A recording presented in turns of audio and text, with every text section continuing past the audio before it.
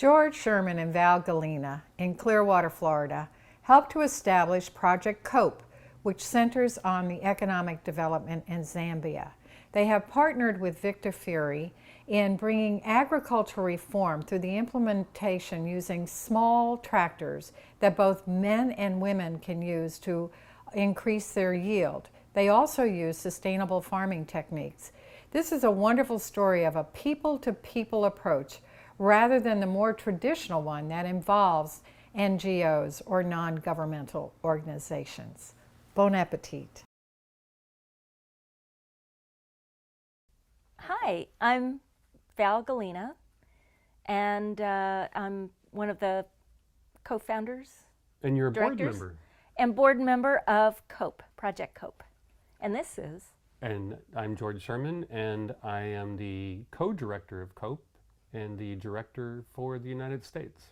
Well, COPE is a project that was started several years ago to help a community, village in Chilapula community in Africa, in Zambia, the Chilapula village in Zambia, and to help lift them out of poverty. And I'm sure George can tell you the rest. Okay, George. The stated goal of COPE is to eliminate rural poverty in Zambia in one generation without going through the carbon economy. And what our goal is to raise incomes of rural communities to middle-class Zambian levels, which is about $4,000 a year, without having to have them become Americans, meaning excessive consumption, damage to the environment. How could that be done sustainably? And that was and remains our goal. And we did an awful lot of research. We brought in a lot of consultants, and we've come up with a model that we think accomplishes that.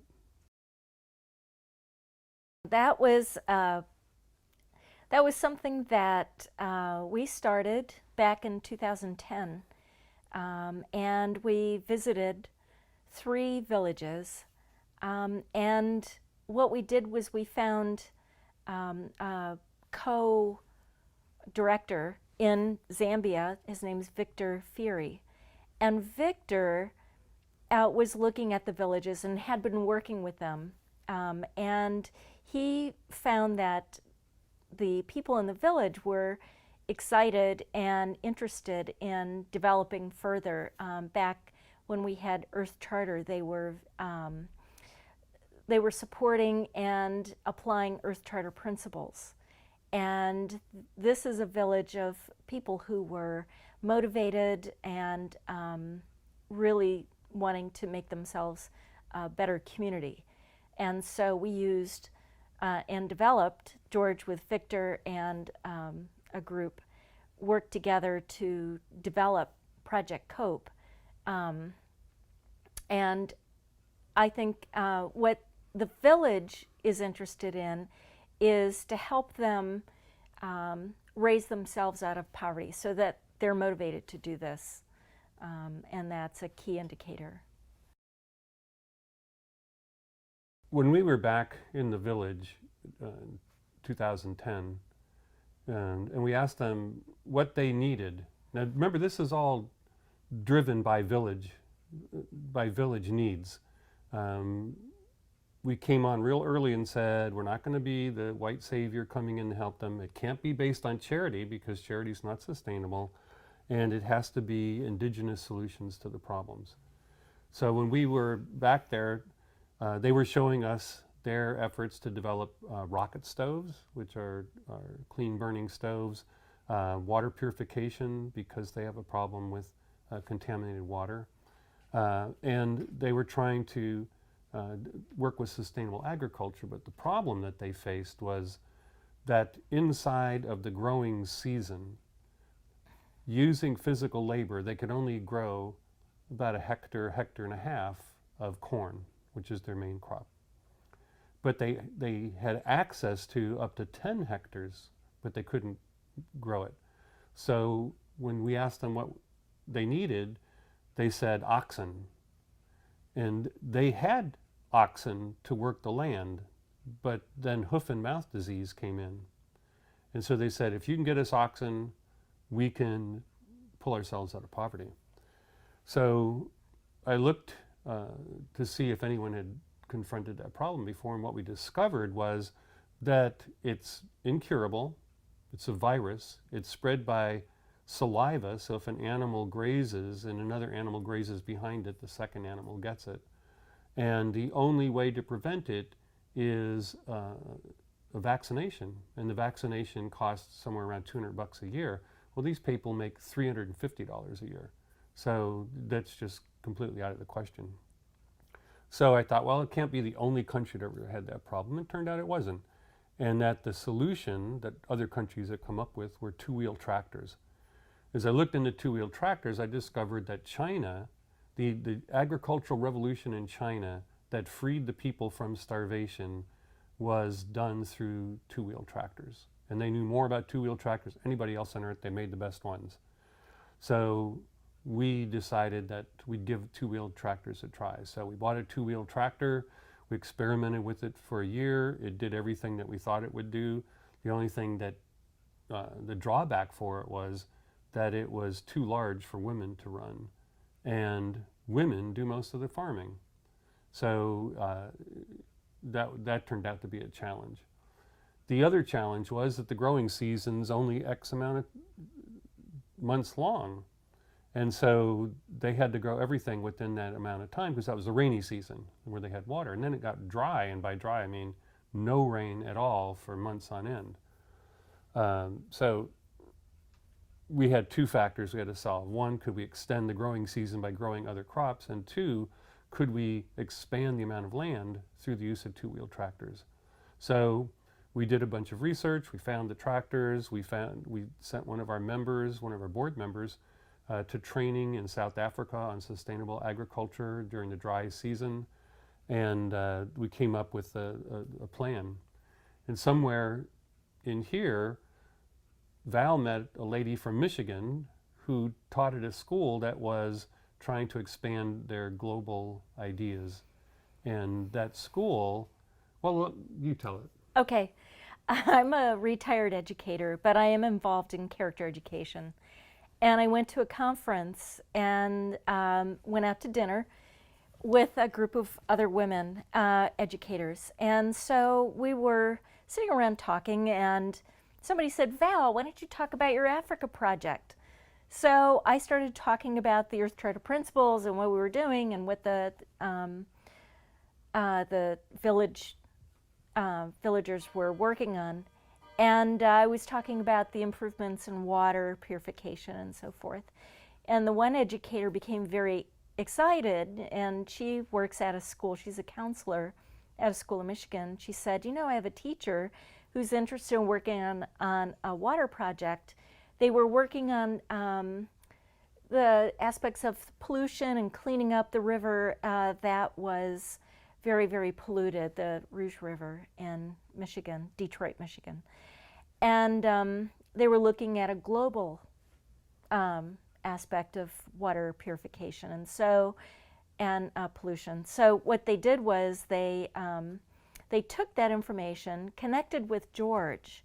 So this is going to be a little bit of a ping pong where we describe the story, but the teacher and the students connected with George through Skype.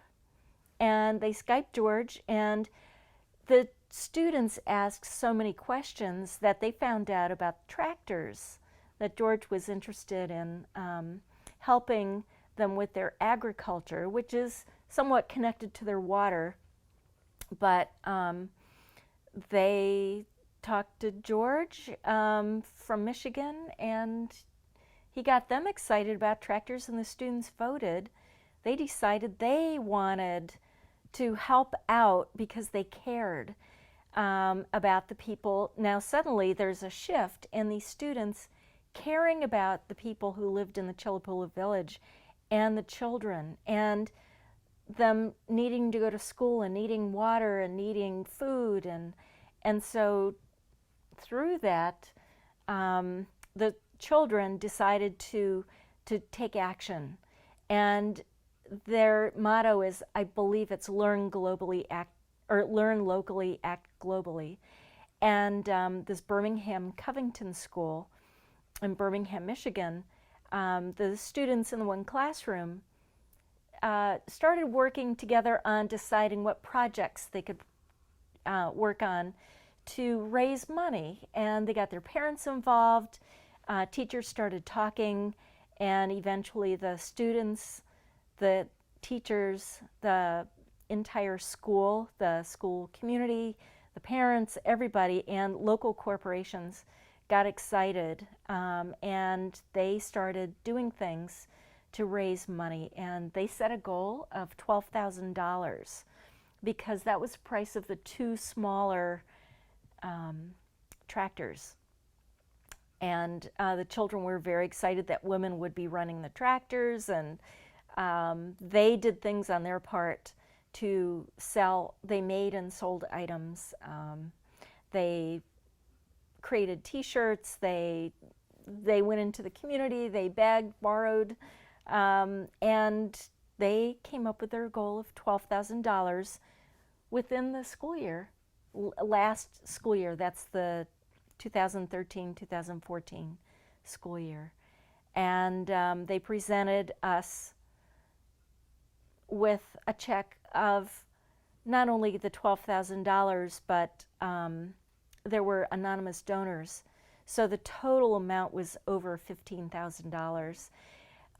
In the meantime, the teacher who started this went to a conference in Barcelona. It was the Microsoft Educators for Microsoft conference. And in Barcelona, the people who were listening to this project became very excited. Microsoft decided to get behind it, and they donated 2, what were the names of the computers? Surface laptop computers to donate. They donated a solar charger, and I believe they donated some money towards it. Yep. So that's the funding that went behind the purchase. Yes. So George, what is happening now? Well, when the kids donated the money, it inspired other people to donate. And so we put a whole package together of training, the 2 tractors, the fuel, the fertilizer the fuel and fertilizer for 1 year. Because at the end of the year, they'll have enough money that they can do it themselves. It's sustaining. When I went back to do the to hand over the tractors and the check is in the ceremony, we contacted other organizations that were interested in sustainable agriculture, but were looking for co-ops that wanted to adopt it. So our co-op said, okay, we're in. This led to a very interesting concept for Zambia of year-round agriculture, something that was not inside their experience. They worked for 3 or 4 months and then they did nothing for the rest of the year, which is one reason they were not making much money. So Aldridge, who's one of our board members and also the person who's trained in sustainable gardening, is helping them to expand their gardens to grow fresh vegetables, which meets their needs for expanding their food, the variety of food they eat, and gives them a cash crop. People that are doing the farming are showing our families how to grow different crops besides corn, because corn, everybody grows it.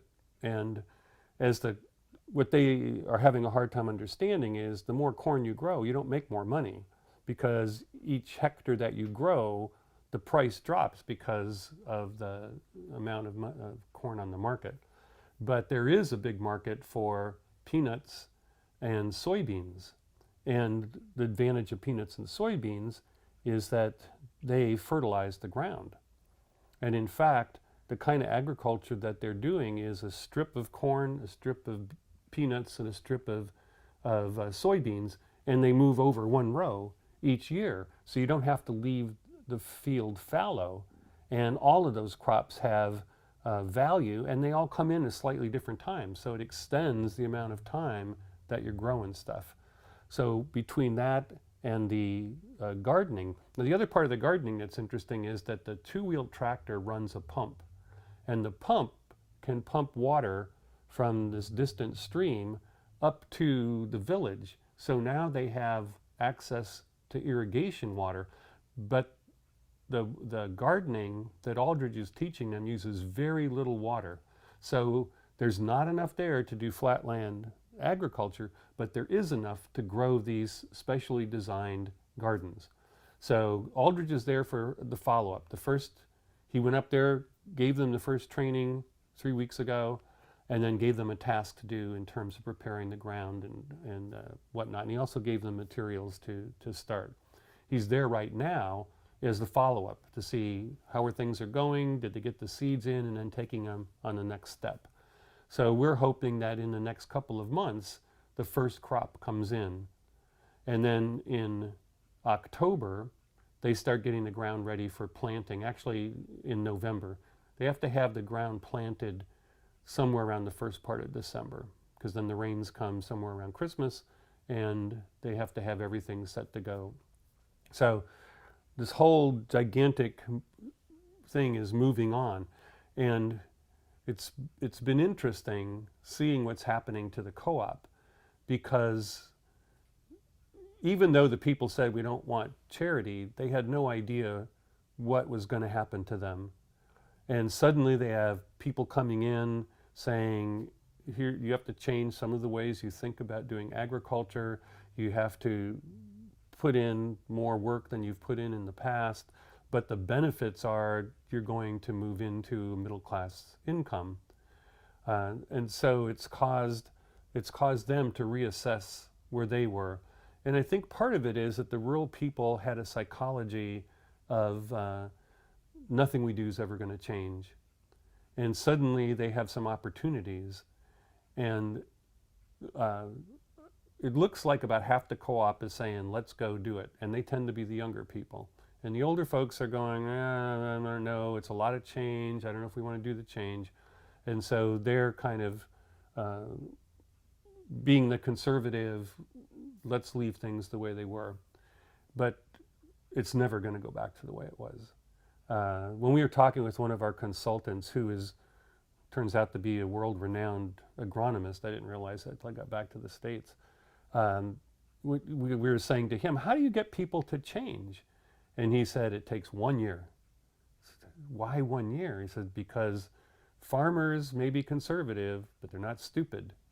And you get one guy to grow the groundnuts and the soybeans and the vegetables, and at the end of the year, they see his income compared to theirs, and the next year they'll be growing groundnuts, soybeans, and vegetables.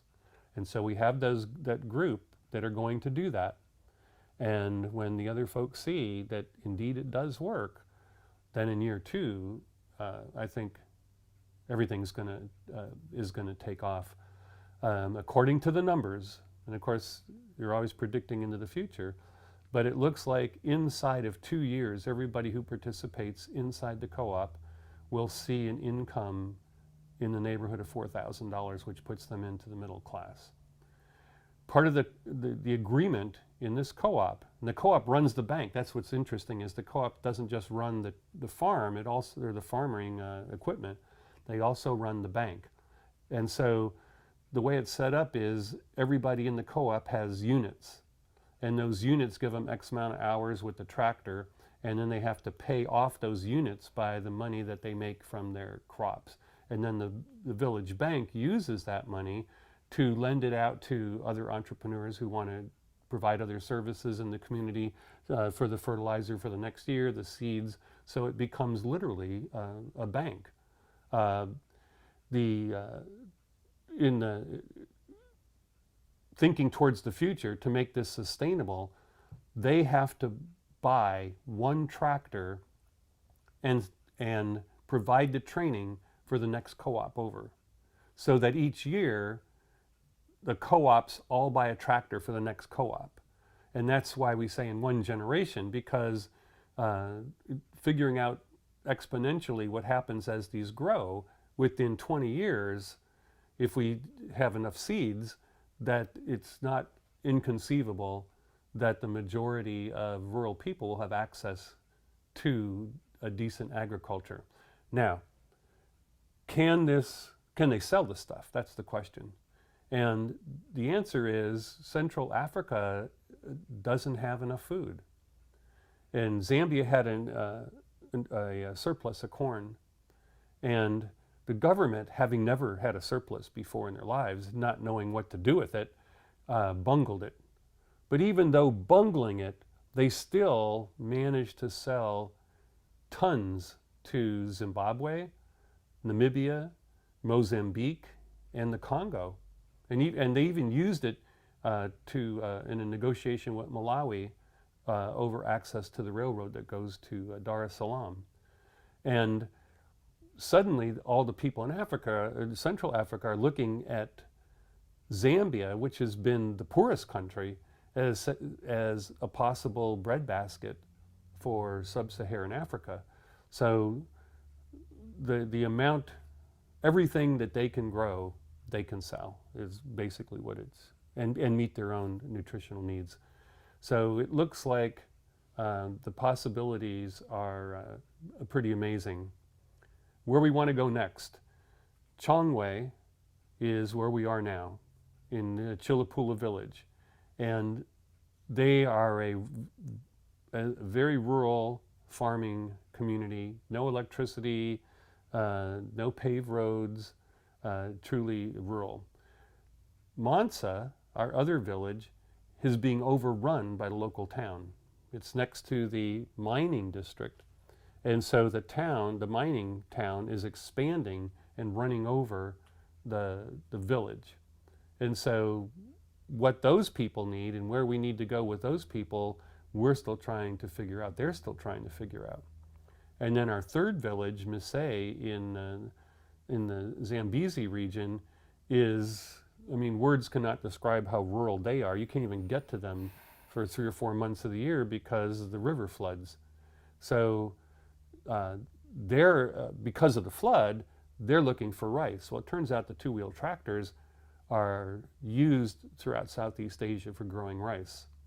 So it turns out that the model may indeed work for them, and that's somewhere down the road. Right now,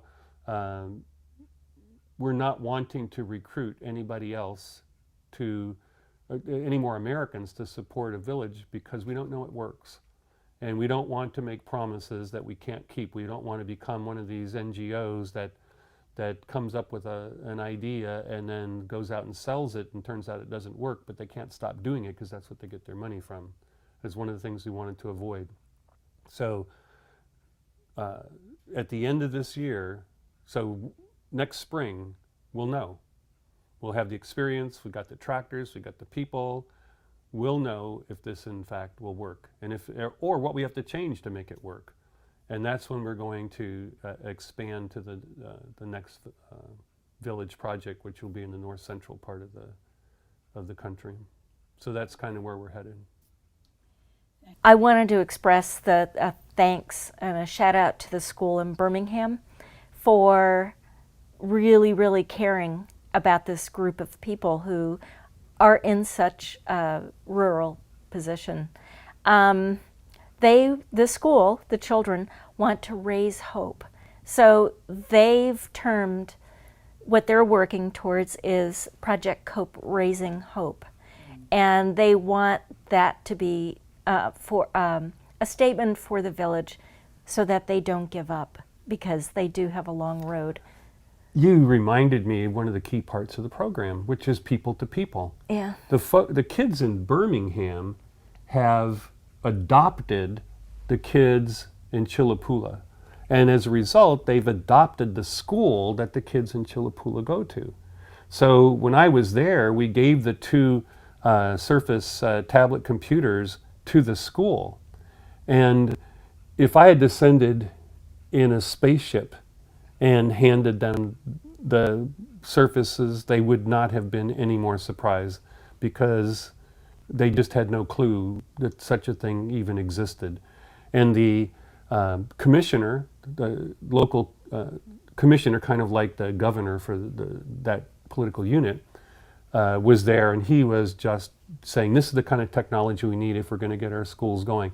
Now, keep in mind that the closest cell phone signal to that school is 100 kilometers away under a tree. It's the only place they can get a signal. So when Victor's trying to get the teachers to email to the teachers in Michigan, they have to take the computer and go out underneath the tree with a dongle to catch the cell phone signal. There's no electricity at the school. When one of the things that COPE did, we found solar-powered lanterns, and they're literally inflatable. They're really cute. If you can see them on our website.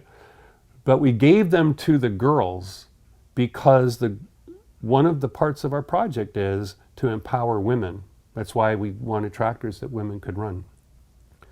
The girls don't get to study for their important tests till after all the chores are done. And at this time of the year in Zambia, the sun sets at 5:30, 6 o'clock. So they literally got through with work and it was dark, and it's impossible to read by a candlelight. So we gave them these lanterns to extend their day so they could study. And the commissioner, and he said this to the co-ops and he said this to the school, the future of Zambia is in the women. And if Zambia cannot figure out a way to make women inclusive inside of their country, then their country is not going to be successful. And so he held up the lanterns and he said to the girls, this is the equalizer. The boys go home and study, you go home and work, and then you study. Here's your ticket out. And then he said, this lantern is yours. If your brothers try to get it, or even your parents try to take it, you call me and I'll come and get it back for you. So he was making it really clear. Well, the girls lined up in the main courtyard in the school to get them from the commissioner. And so he's handing them out. And one of the teachers behind me points to all the boys lining up along the side. He said, it's the first time I've ever seen a boy jealous of a girl. I'd like to add that in addition to the lanterns, that the school in Birmingham, their home ec class sewed pillowcase dresses. And what that meant was they took pillowcases and transformed them into clothing for the girls. And they had sewn, and these are children that have never sewn before, and they sewn these just beautiful 50, 54, 55 dresses that they made that George, and that they packed. They learned, the home ec teacher washed and ironed, and then the children learned how to pack the dresses so that George could take them. So he not only took the lanterns, they're Lucy lanterns, he took 100 lanterns, he took 54 dresses, 2 laptop computers, he took cell phone or solar chargers, about 120 pounds of luggage. And it was all for the people in the village, part us, part the school, but importantly the check, so that the tractors were able to be purchased. And the seeds and the training and all of that, it's just so comprehensive what's been happening.